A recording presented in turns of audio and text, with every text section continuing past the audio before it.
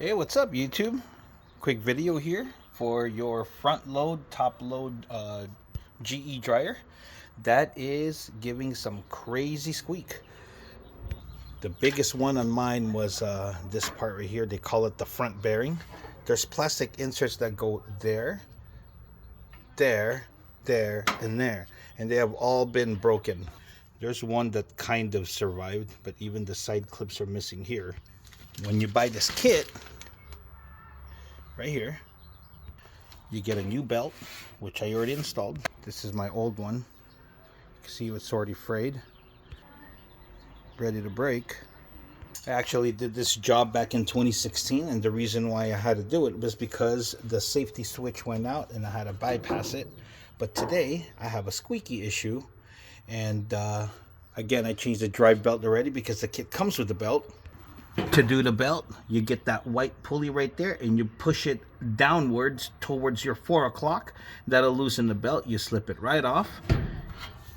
Then you pull this belt towards you, bring it out here, put the new one in, do it a reverse operation. You would need to press down that belt to be able to slip it on. Make sure the rib side of the belt is facing downwards on this drum. And then you got to go through the motor down there, the motor down there. If you want to make it easier for you, you can take out the side panel, but I did it just by reaching my arm through there. It's pretty self-explanatory. This is the old one for the door, and this is the new one. It comes with these inserts. You see how the inserts are here?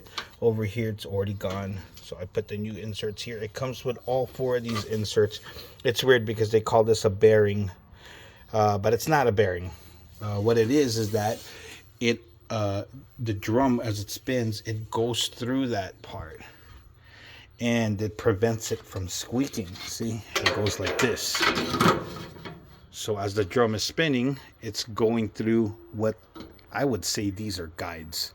I still have to punch the hole through here, which is pretty easy for the light, and then I will just simply clip it back on here. Oh, and by the way, it comes with a new felt, so I could change this too. Here is the new felt that it comes with. All right, now I got all of it on. I just went around and I looped it this way because that's exactly how the other one was. So these are the inserts again, and that's why these glide on there. I don't know, man.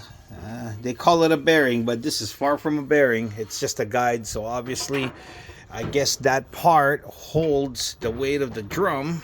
So the heavier your load is, the more stress is going to be leaning up against this part. So, you know, do be mindful when you're setting up heavy loads, because that'll definitely take its toll on your dryer.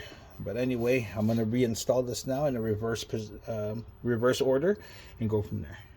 So just to let you guys know, as soon as you put the belt on, just as a reminder, you want to spin it around just by hand. Just go like this, just to make sure that it's straight down, because when you put it on, some of them is going to be up here. You just want to bring it downwards. Again, ribbed side down, so that it could go on the roller. You guys will figure it out as soon as you see it. And just the reversed insulation. See, I have a crack right there. It was still okay though, the bottom part. So just make sure these are all popped in. This is the new part we replaced. Just make sure it's in place right there.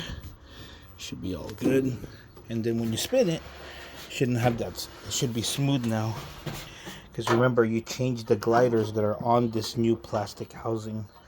I'll post a link in the description below. I did get a real original GE part from Amazon.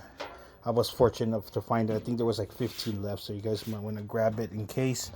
And then you want to put these screws back in. Then of course, when you put the cover on, you want to put these screws back in right there. And once that's put away, you go ahead and put everything back.